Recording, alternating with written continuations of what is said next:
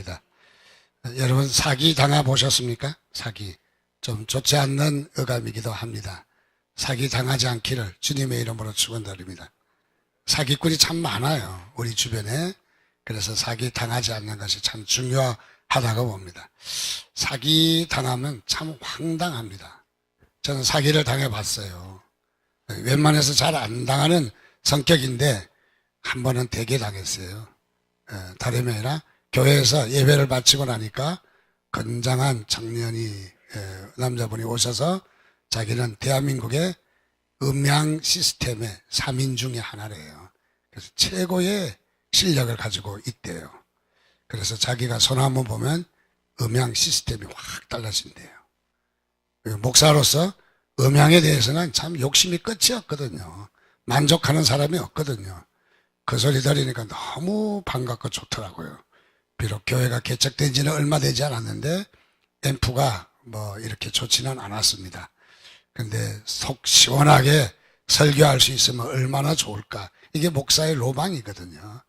근데 아닌 게 아니라 굴러 들어온 떡이 하나 있는 거야. 다름이 아니라 앰프를 순식간에 좋게 해준다는 거야. 성능이 빵빵 잘 나오는 이 앰프를 해준다는 거야.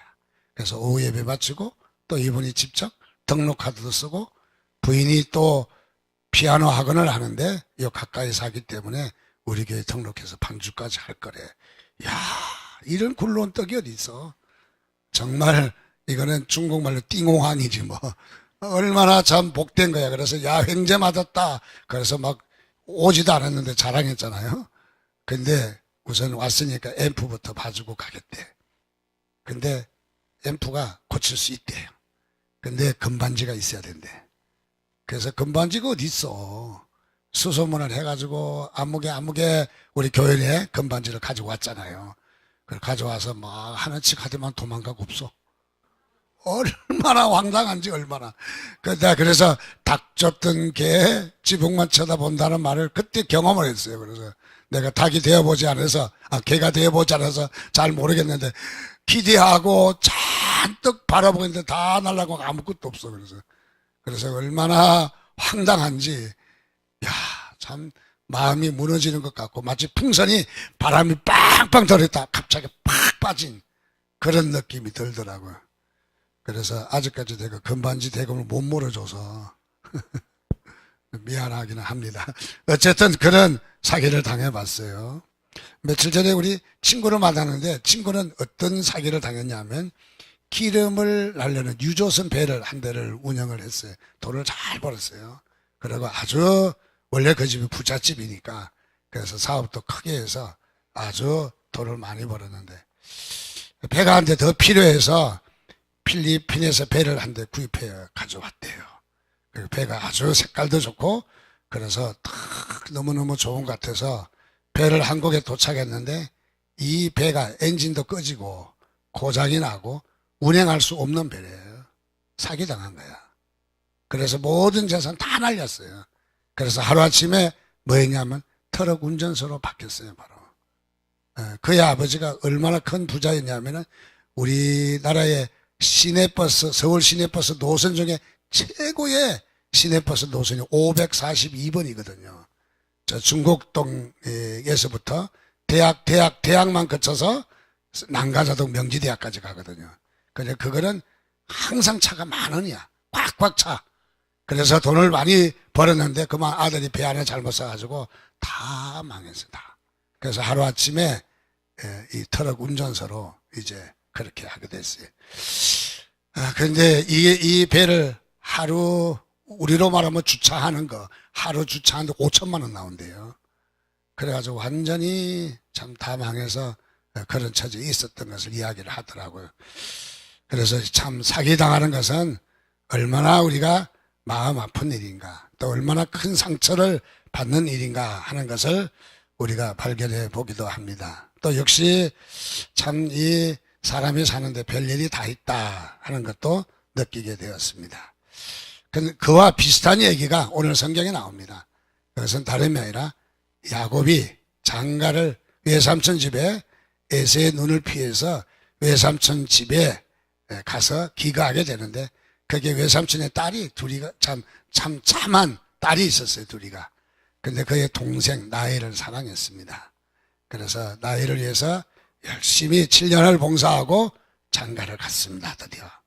그래서 장가를 결혼식을 잘 올리고, 그러고 이 첫날 밤을 지나고 아침에 눈을 비비고 일어나 보니까 사랑하는 색시가 아니라 색시 언니야. 우리로 말하면 처형이죠. 처형이 누워있는 거야. 아니 깜짝 놀랐잖아. 아니 어떻게 된 거야? 보니까 외삼촌이 끼어 팔기를 한 거야. 끼어 팔한 거야 이거는. 그래서 끼어 팔기를 했습니다. 저는 그래서 이 모습을 끼어 팔기 3종 세트라 제가 이렇게 해줬어요.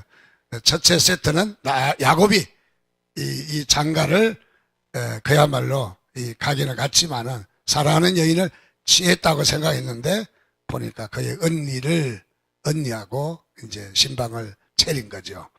그래서 얼마나 야곱이 마음 아팠을까. 그래서 다시 7년을 봉사해서 사랑하는 나엘을 얻게 됩니다. 또 나엘은 어떻습니까? 7년 뒤로 자신의 결혼이 입장만 해보고 아무것도 아니야. 그래서 뒤로 미뤄지게 된 거예요. 그래도 나엘은 7년 뒤에 결혼해서 남편의 사랑을 많이 받는 이런 사람이 되어서 보상을 좀 받았다 하는 것도 생각해 볼 수 있습니다. 문제는 레아입니다. 언니인 레아는 어떻습니까? 동생의 눈치도 봐야 되고 신랑의 눈치도 봐야 되고 또 신랑이 사랑해 주지 않는 거예요. 사랑해 주지 않는 거예요. 그래서 항상 이 가정에 미운 오리 새끼야. 그야말로 가장 나이적으로는 가장 위에인데 이 돌아가는 상황은 항상 겉도는 거죠. 항상 오리 새끼가 미운 오리 새끼가 돼서 그야말로 그렇게 살아가는 모습을 보게 됩니다. 오늘 31절 말씀을 보니까 여호와께서 레아가 사랑을 받지 못했다. 그래서 사랑을 받지 못했다. 누구의 사랑? 남편의 사랑을 받지 못했다. 그래서 하나님께서 그의 태를 여셨다 그랬습니다. 태를, 자녀를 낳을 수 있는 태를 여셨다. 근데 또 뒤에 보니까 라헬은 자녀가 없었다라고 말하고 있습니다. 자, 하나님께서 날마다 참으로 미운 오리 새끼가 돼서 여기 가도 환영해 주지 않고 저희 가도 환영해 주지 않고 사랑하는 신랑 곁에 가도 거들떠보지도 않는 그야말로 이런 비참한 삶을 살고 있었는데 하나님은 그런 레아를 그냥 두지 아니하시고 레아를 축복하셨다. 뭘로? 태문을 열어서 축복하셨다 하는 것을 보게 됩니다. 그렇습니다. 하나님은 어떤 하나님인가를 여기서 보여주십니다. 하나님은 다 보고 계시는 하나님이십니다. 여러분들이 숨어서 여러분들만 하는 것 같지만 하나님은 여러분들을 정확하게 그리고 확실하게 보시는 분이신 것을 믿으시기 바랍니다. 하나님은 다 알고 계셔요. 우리의 마음 먹은 것까지 어떤 동기에서 우리는 외형적으로 그렇게 말하고 그렇게 표현하면 되는 줄 알지만은 하나님은 우리가 그 일을 하기까지 어떤 동기와 어떤 마음을 가졌는지도 하나님은 다 아시는 하나님인 것을 여러분 믿으시기 바랍니다. 그래서 이 레아의 고통스러운 이 고통을 다 알고 계셨어요.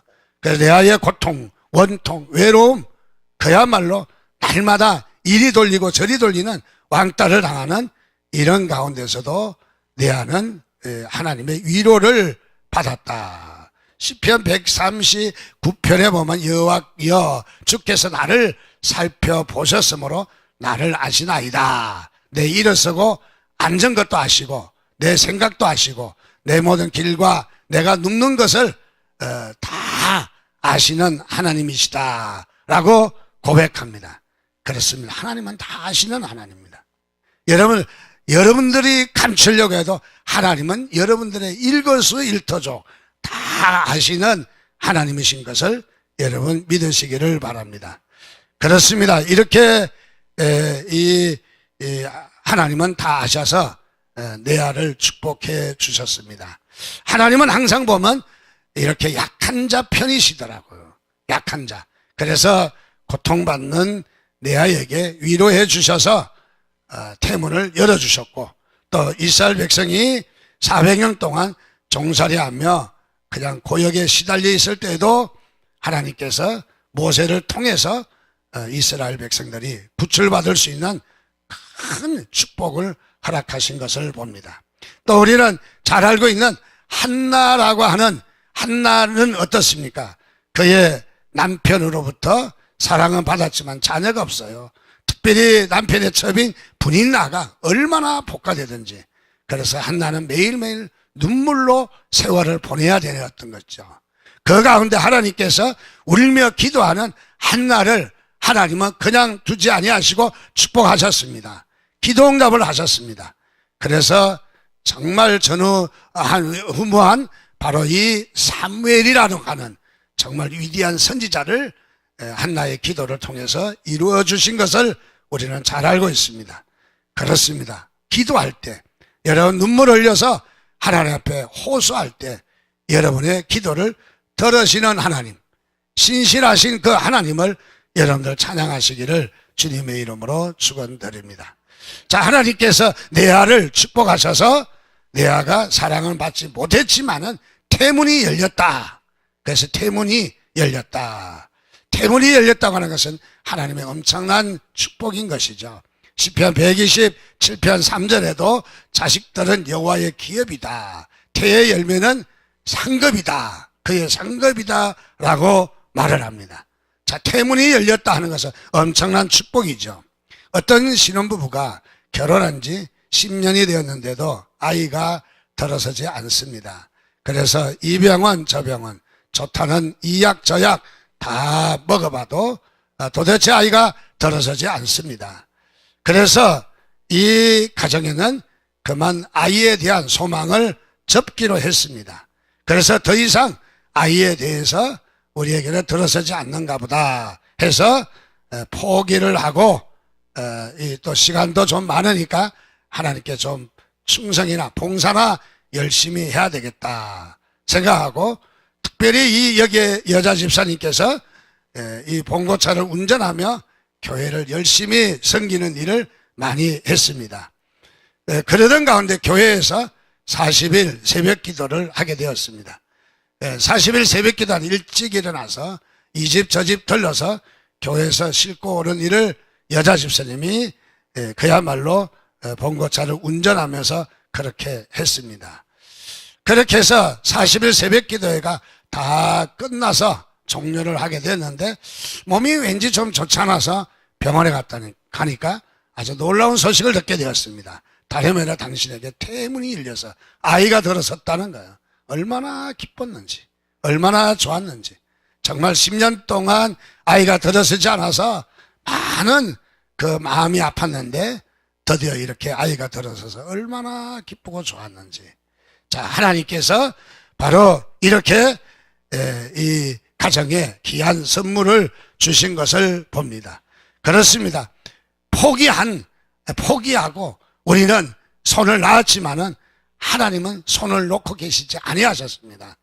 그렇습니다. 우리는 어떤 일을 할 때, 사업을 할 때, 우리는 어떤 인생사를 살아갈 때 우리는 너무 힘들어서 고통스러워서 손을 놓고 포기하고 말겠지만은 하나님은 우리를 향해서 포기하지 아니하시는 하나님이신 것을 여러분 믿으시기를 바랍니다.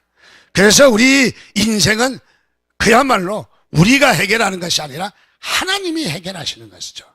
그래서 우리의 해결사 되시는 하나님을 여러분 찬양하시기를 주님의 이름으로 축원드립니다. 오늘 말씀 32절 말씀에 보니까 레아가 태문이 열려서 임신하여 아들을 낳고 그의 이름을 루벤이라 하였다. 루벤이다. 여기에 벤이라는 말은 벤허, 허씨의 아들이라고 하잖아요. 그래서 벤이라는 말은 아들이에요. 루라는 말은 보라라는 말이에요. 그러니까 여기에 레아가 아들을 놓고 얼마나 좋았는지. 뭐 지금도 남아 선호 사상이 있지만은 이때 당시는 우리도 뭐 얼마 전 시대만 해도 그저 이 가정주부들이 이 아들을 낳지 못하면 집에서 기를 못 피고 살던 그런 시절도 있었던 것으로 생각이 되는데, 여기도 역시 더 고대 사회니까 얼마나 더 했겠습니까? 왜냐하면 사내아이를 낳았다는 것은 노동력이 있다는 거죠. 노동력이. 그 집에 노동력이 있다는 것은 굉장한 거거든요.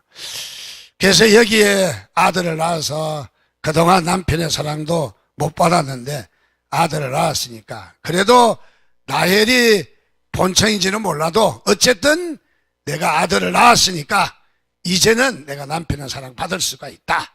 그래서 아마 당당한 모습으로 큰 소리 친 것 같습니다. 동네 밖에 나가서 아마 소리를 질러댄 것 같아. 보라, 아들이다. 얼마나 소리를 질러댔는지. 그래서 루벤이란 말은 이름을 그야말로 보라, 아들이라 하는 이름을 짓게 된 것을 볼 수가 있습니다. 3절에 가서 보면 그가 다시 임신하여 아들을 낳았는데 여호와께서 내가 사랑받지 못함을 들으셨으므로 내게 이 아들도 주셨다 하고 그 다음에 둘째 또 아들을 주셨는데 이름이 시므온이에요. 자, 첫째 아들 가지고 신랑이 돌아오지 않으므로 둘째도 하나님께서 또 역시 아들을 주셨다. 그래서 하나님께서 내가 사랑받지 못하는 것을 듣고 계셨다. 그래서 위로가 많이 된 것이죠. 그래서 둘째 아들을 낳아서 시므온이라 하는 이름을 지었어요. 그런데도 역시 또 신랑은 돌아오지 않는 거예요. 그래서 34절 말씀 보니까 그가 또 임신하여 아들을 낳고 이르되 내가 그에게 새 아들을 낳았으니 내 남편이 지금부터는 나와 연합하겠다. 돌아오겠다. 그래서 자신과 연합하겠다. 그런 마음을 가져 셋째 아들 놓고는 이름을 레위라고 지었어요. 레위. 레위라는 뜻은 바로 하나님, 나와 연합한다 하는 뜻이거든요. 그래서 이 레아가 얼마나 고통을 많이 받고 있는지를 발견할 수 있습니다. 그래서 여기에 자녀를 낳고 얼마나 큰 소리 치는가 하는 모습을 볼 때 자녀를 낳지 못하는 게 얼마나 또 그분에게 아픔이 많았을까 하는 것도 우리가 생각해 볼 수가 있는 것이죠. 자, 이렇게 셋이나 나도 남편은 끄떡도 안 합니다. 이 야곱이라는 인물은 참 고집이 또 대단하잖아요. 어쩌면은 형에게서 축복을 빼앗아서 그야말로 외삼촌 집에 가서 도망까지 갔습니다. 그런데 도망가서도 아직도 야곱은 바로 이렇게 셋이나 아들을 낳아준 이 레아를 거들떠보지도 않는 거죠. 그래서 또 이 레아가 아들을 낳게 됩니다. 35절 보니까 그가 또 임신하여 아들을 낳고 이르되 내가 이제는 여호와를 찬송하리로다. 무슨 말입니까? 신랑에게서 기대할 것 없다는 거죠. 이제는 레아의 모습이 신랑의 기대를 포기한 거죠. 그리고 이제는 내가 신랑이 돌아오기를 연합하겠다는 것은 신랑의 사랑을 받게 하시려고 신랑이 나와 함께 하겠다고 하는 모든 소망 다 버려버리고 하나님에게만. 그래서 넷째 아들을 유다를 놓고는 내가 이제 신랑에게 기대를 내가 걸지 않고 이 기대가 크면 실망도 크다고 내가 넷이나 아들을 낳아도 거들떠보지도 않는데 또 기대했다가 내가 더 아픔이 크겠지 싶어서 아마 이 마지막 넷째 아들을 놓고는 신랑에 대한 기대감을 떠났어요. 그러고는 이제 이 하나님만 의지합니다. 이제는 아들을 놓고 연합하겠다. 나를 나와 아들이다 자랑하지 않고 이제는 하나님을 찬양하는 모습을 봅니다. 역시 레아의 모습을 보면서 우리는 이런 것을 깨닫게 됩니다. 때에 따라서 나에게 부족함이 나를 은혜의 자리로 가게 한다. 여러분 믿으시면 아멘 하시기 바랍니다. 여러분 때에 따라서 기도 제목이 여러분들 붙들고 있다는 거죠. 우리 사도 바울도 그렇지 않습니까? 사도 바울도 병 낫기를 3번이나 기도했다. 3번 기도한 것은 뭐 1번, 2번, 3번 뭐 이렇게 기도했다. 그것은 아니겠죠. 정말 적어도 사도 바울이 병 낫기를 3번 기도했다는 것은 아마 죽을 고비를 목숨을 내놓을 정도로 3번씩이나 그런 위험한 가운데 던져짐으로 기도했다는 거죠. 기도에 전념했다는 것이죠. 기도에 대해서 결코 우리는 이렇게 방심한 중언부언하는 그런 기도가 아니었다는 것을 우리가 발견할 수 있는 거 아닙니까? 근데 하나님께서 그렇게 기도하는 사도 바울에게 오냐 응답하리라 너의 기도를 들어주리라 하면 얼마나 좋겠습니까? 하나님께서 뭐라고 대답하냐? 내 은혜가 내게 족하도다. 너에게 그런 아픔이 있는 것이 너는 감사해라. 바로 그 말이잖아요. 그만하면 됐다. 왜요? 그것 때문에 기도하게 되니까. 그것 때문에 오히려 너는 하나님께 더 붙들리게 되었다. 우리가 신앙생활 하면서 때에 따라서 우리가 이 어려움과 고통과 때에 따라서 내가 없는 것이 있어요. 없는 것이. 그래서 없는 것 때문에 내가 어려워하지만은 그러나 돌이켜보면 그것이 너에게 오히려 복이 된다는 거죠. 오히려 없는 것이 복이 된다 하는 것을 우리에게 보여주는 바로 그런 부분입니다. 자, 그래서 오늘 이 말씀을 보면서 우리는 사람을 의지하지 말자. 우리는 어떤 세상을 의지하지 말자. 돈을 의지하지 말자. 우리는 세상 것 의지한다고 해서 내 아가 남편을 의지해도 그에게 돌아오지 않는 것처럼 우리는 남편이란 무엇일까? 남편. 여러분, 남편은 제가 해석해 보니까 남의 편이더라고요. 내 편 아니더라고요. 남편은 남의 편이야. 네. 경험하신 분들은 잘 아실 것입니다. 자, 그래서 우리는 사람을 의지해서는 결코 우리는 회복할 수 없다라고 하는 것을 우리가 볼 수 있습니다. 하나님은 우리 편이신 것을 믿으시기 바랍니다. 하나님은 여러분들의 눈동자보다도 여러분들 숨결보다도 가까이 계시고 여러분 편이신 것을 믿으시기 바랍니다. 그래서 시편 118편 6절과 9절에도 여호와는 내 편이시라. 내가 두려워하지 아니하리라. 사람이 내게 어찌할까? 여호와께서 내 편이 되사 나를 돕는 자 중에 계시니 그러므로 나를 미워하는 자들에게 보응하시는 것을 내가 보리로다. 여호와께 피하는 것이 사람을 신뢰하는 것보다 낫고 여호와께 피하는 것이 고관 벼슬자리를 신뢰하는 것보다 낫다라고 이야기합니다. 여러분, 하나님을 의지하시기를 주님의 이름으로 축원드립니다.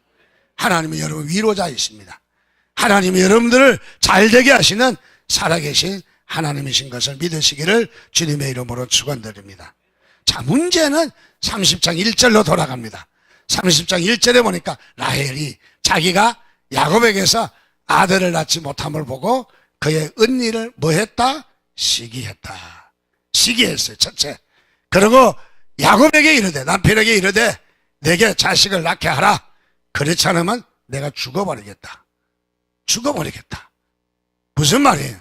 여기에 라헬도 잘 알고 있었을 거예요. 자식을 놓고 못 놓고는 남편에게 있는 것이 아니라 하나님에게 달려있다는 걸 잘 알았을 거예요. 근데 화가 나니까 지금 언니는 그래도 끼워 팔기로 끼어 들어온 존재 아니에요. 저는 우리 학교 때 야구부 운동선수가 우리 학교에 있었어요. 그 유명한 박철순 선수가 제 고등학교 1년 후배입니다. 바로. 아무도 놀라지도 않네. 나는 기대하고 사실 이야기했거든요. 근데 이 운동부가 있는데 야구 선수를 이렇게 유명한 팀에게 팔 때 잘하는 거 하나에 못하는 거 둘 끼워서 팔아요. 안 그러면 안 줘요. 그래서 사실 또 그것도 어느 정도 일리는 있어요. 왜냐하면 야구를 좀 못한다고 뭐 이제 와서 뭐 하겠어요? 뭐 축구를 하겠어요? 뭐 공부를 하겠어요? 거래라도 가서 또 다른 역할이라도 또 감당할 수 있는 거, 뭐 제가 생각하기에는 큰 뭐 이 부분은 아닌 것 같아요. 근데 요즘은 또 그게 상당히 또 법적으로 또 문제가 되고 있죠. 어쨌든 끼워 파는 것을 잘 봤어요, 저는요. 근데 여기에 레아는 어떤 존재예요? 끼워 팔아서 끼어드는 존재 아니에요. 그야말로 핵심적인 인물이 아니라 스타가 아니라 금메달이 아니라 끼어들어온 존재거든요. 자, 끼어들어온 존재인데 그는 하나님께서 자녀를 주셔서 그에게는 회복하셨는데 문제는 여호와를 찬양했는데 나헬입니다. 나헬. 본처가 되는 어쩌면은 나헬은 어떻습니까? 나헬은 여기에 말씀해 보니까 레아를 시기했다. 누구보다도 더 가졌잖아요. 누구보다도 기득권이 있잖아요. 근데 기득권이 있는데 언니, 그것도 딴 사람의 언니예요. 언니 동생이 한 남편을 모셨지만은 바로 이 언니를 뭐 했다? 시기했다. 여러분, 시기와 질투는 얼마나 우리에게 아픔과 상처를 많이 남기는지를 발견하게 됩니다. 그리고 더 나가서 바로 내게 자식을 낳게 하라. 남편에게 쫄라대는데 그동안도 많이 쫄라댔을 거예요. 근데 여기에 쫄라대는데 자식을 자신에게 낳게 해달라는 거야. 이게 야곱이 어떻게 해결해? 해결할 수 없죠. 그렇게 하지 아니하면은 죽겠다는 겁니다. 죽겠다는 거예요. 자, 여기에 우리 라헬의 모습을 우리가 발견할 수 있습니다. 그것은 무엇이냐면 라헬은 누구보다도 기득권을 가지고 있었고 누구보다도 더 가지고 있는 존재예요. 레아는 가지고 남편의 사랑을, 결혼해서 남편의 사랑이 최고인데 남편의 사랑을 받지 못하는 없는 것을 통해서 오히려 아픔으로 하나님께 나아갔다면 라헬은 누구보다도 기득권을 가지고 있는 그 라헬은 어쩌면은 그 기득권을 통해서 하나님께 나아가는데 도구가 된 것이 아니라 하나님께 나아가지 못하는 도구가 됐다는 거예요. 바꿔서 말하면은 우리가 돈이 많으면은 그래서 우리 부자가 천국에 들어가기가 어떻게 어려운지 낙타가 바늘길을 통과하는 것보다 더 어렵다. 그런 말을 했어요. 여러분, 하나님께서 어떤 집안은 참 걱정거리 없이 자식들도 술술 잘 풀리고 또 사업도 잘 풀리고 신랑도 얼마나 또 잘하는지 정말 그 가정에 어려운 문제점 없이 다 잘 풀려. 그래서 저 집에는 감사가 넘치는가 보다. 저 집에는 하나님을 잘 믿는가 보다. 그렇게 생각했는데 어느 날 어려움이 닥쳐서 어떤 사건이 맞아서 딱 속을 까 뒤집고 보니까 형편없었다는 거야. 신앙이 없었다는 거야. 믿음이 없었다는 거야. 오늘 이 라헬은 그거 아닙니까? 은혜가 없는 거죠. 은혜가. 하나님의 은혜를 완전히 다 까먹어 버린 거죠. 은혜가 없는 거죠. 그래서 라헬은 지금까지 신랑을 통해서 사랑을 받았던 이 사랑에 감사하지도 못하고 또 더 나아가서는 바로 자신에게 하나님이 주신 은혜를 전혀 생각하지 않는, 우리의 신앙생활에도 라헬과 같은 이런 신앙생활을 한다면은 참 보기에 저분은 참 성숙했어, 참 복도 많이 받았어. 그런데 막상 가서 뒤집어 보니까 신앙은 하나도 없어. 은혜가 하나도 없어. 그동안 신앙생활을 한 게 아니라 그냥 형식적으로 왔다 갔다 했다는 거죠. 라헬이 그런 사람을 지적해주고 있는 거예요, 지금요. 그래서 여기에 라헬은 하나님의 은혜를 몰랐다. 그래서 하나님의 은혜가 없기 때문에 그야말로 인간적인 방법입니다. 그래서 그는 은혜를 다 없는 그런 삶입니다. 그리고 그는 어떻게 짜증을 내고 신경질을 냅니다. 불평을 합니다. 원망을 합니다. 심지어는 남편에게 야단을 칩니다.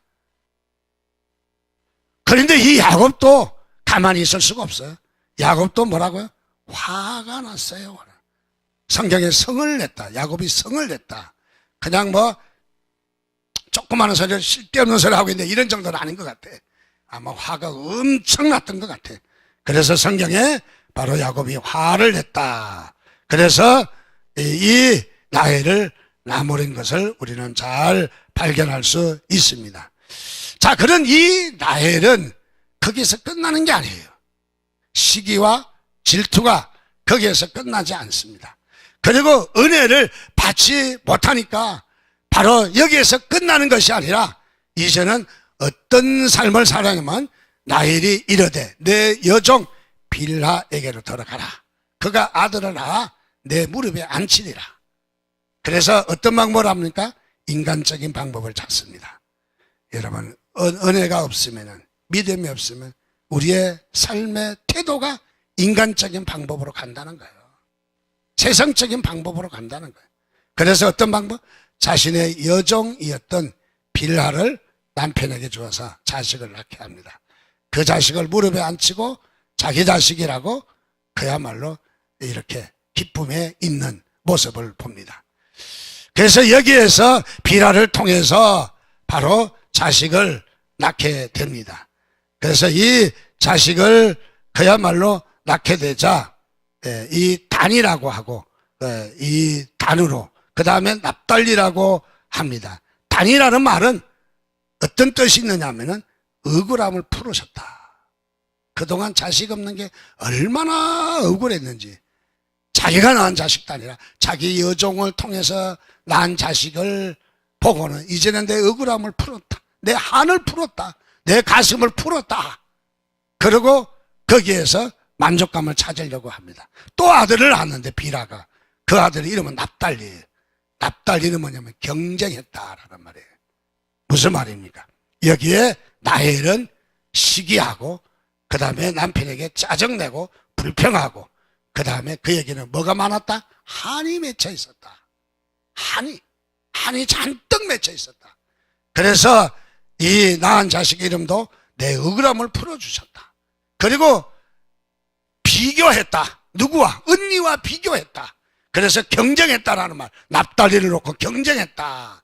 자기가 낳은 자식도 아닌데 바로 비교해서 경쟁해서 자신이 이제는 어느 정도 회복했다는 것이겠죠. 그야말로 경쟁했다. 자, 이렇게 돼서 끝났으면 얼마나 좋겠어요. 문제는 레아가 또 가만히 있습니까? 이 레아가, 언니 레아가 가만히 있지 않습니다. 레아가 그래 동생이 얼마나 마음 아팠으면 저랬을까 하고 끝나야 되는데, 역시 라헬이 인간적인 방법으로 일을 하니까 상대방도 인간적인 방법으로 일을 한다는 걸 아셔야 돼요. 우리는 메아리아 법칙 알잖아요. 제 결혼식 할 때마다 소개하는데 다름이 아니라 어린아이가 앞살을 향해서 야, 이 나쁜 놈아 하니까 산이 나쁜 놈아 따라하잖아요. 메아리잖아요. 메아리.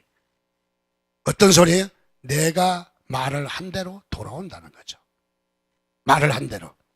저는 부부지간도 그렇다고 생각해요. 요즘 우리 남편이 왜 저렇게 틱틱거릴까? 요즘 우리 아내가 왜 틱틱거릴까? 보면 내가 다 쏟아부은 가시야. 그의 열매라는 거죠. 그의 열매.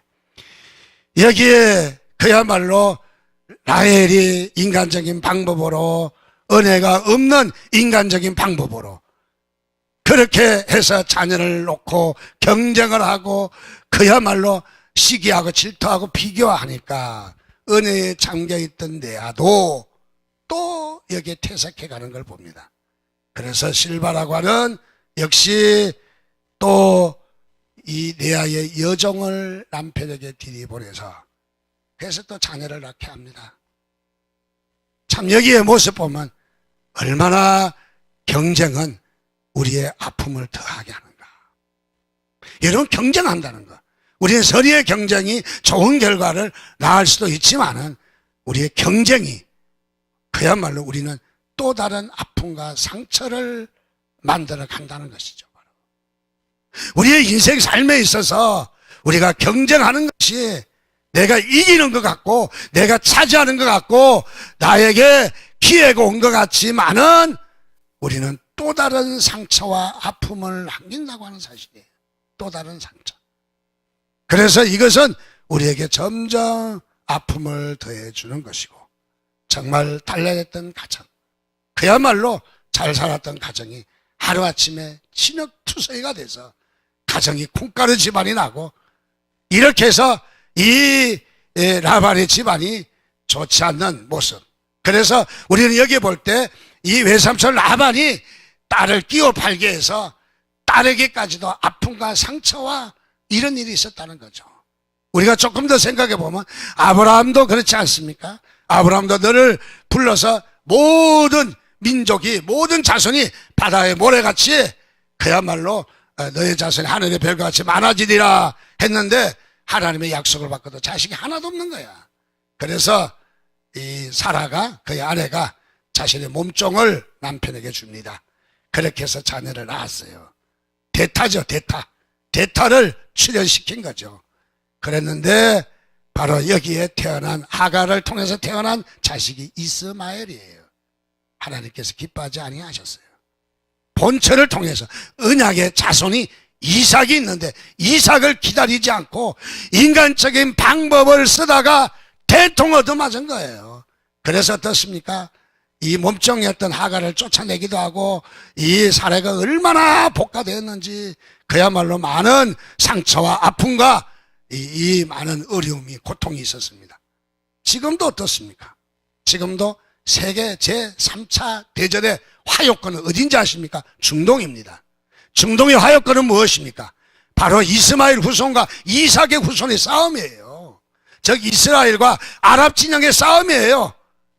이것이 뭐냐면 대대로 우리는 아브라함 이후에 대대로 우리의 방법이 옳지 않은 방법대로 그야말로 시기하고 경쟁하고 다투고 싸우는 것이 우리에게 얼마나 불행을 가지고 오는가 하는 것을 우리가 보게 되는 것입니다. 자, 그래서 여기에 어쩌면은 이런 싸움, 이 싸움 구대기가 된 진흙탕이가 된 이 야곱의 가정, 이 가정에 하나님이라고는 계실까? 하나님이라고는 정말 여기서 역사할까? 그런 오해를 할 수가 있어요. 예를 들어서 어느 교회가 목사가 망난이야, 그 교회 장로는 더 망난이야 하는 꼬라지 보니까 저기는 하나님이, 저 교회는 하나님이 계신다면 내 손을 장에 지지지 장에 안 지지더라고. 그런데 그 정도로 이 교회가 문란해 있는데, 그런데 그 교회를 하나님께서 쓰신다는 거예요. 여기 보니까 이런 인간의 경쟁과 싸움과 이런 난장판이 된 곳에 하나님도 고개를 싹 돌리고 내가 저 인간들에게 내가 하나님이 이런 하나님이 아니라 죄 있는 인간 가운데서도 하나님의 역사의 줄기는 흐르고 있다. 따지고 보면 우리에게도 그렇잖아요. 우리라고 뭐 깨끗하겠어요? 어느 교회보다 우리 교회가 더 나은 것 같이 보이는지는 몰라도 속에 들어가면 별반 차이가 없어요. 그런데 하나님은 나를 놓지 않음을 감사하시기를 바랍니다. 우리 교회를 놓지 않음을 감사하시기 바랍니다. 시내 모교에 싸워서 아이고 그 인간 그 보면 하나님은 아니 계신 것 같아 할 그런 교회도 보면 하나님은 그래도 붙잡고 계셔요. 붙잡고 당신의 뜻을 이루셔요. 여기 보니까 하나님께서 이스라엘 백성들을 야곱의 12아들을 통해서 루벤 지파, 갓 지파, 납달리 지파, 아셀 지파, 요셉 지파, 이렇게 유다 지파, 레위 지파 12지파를 다 이어가는 모습을 보십시오. 이어가는 모습. 근데 문제는 뭐냐? 하나님이 손해볼 거 없다는 거야. 우리는 너무너무 하나님을 많이 생각해. 하나님 손해보잖아요. 억지 같은 소리지만 하나님 손해 안 보셔. 누가 손해보는 줄 알아요? 갈등과 아픔과 시기와 경쟁은 우리에게 아픔만 더할 뿐이다. 우리에게 아픔만 더할 뿐이다. 우리에게 고통만 더할 뿐이다.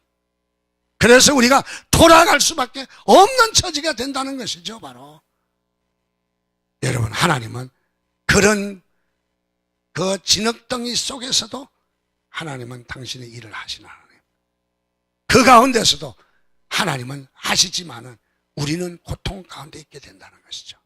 오늘도 이 말씀을 보시면서 우리가 정말 이 땅 위에 우리의 삶에 경쟁과 시기와 질투가 얼마나 많은 우리에게 피비린내를 많이 나게 하는지 우리 자신을 다시 한번 되새기고 하나님 앞에 이 땅에 평화를 구하시기를 바랍니다.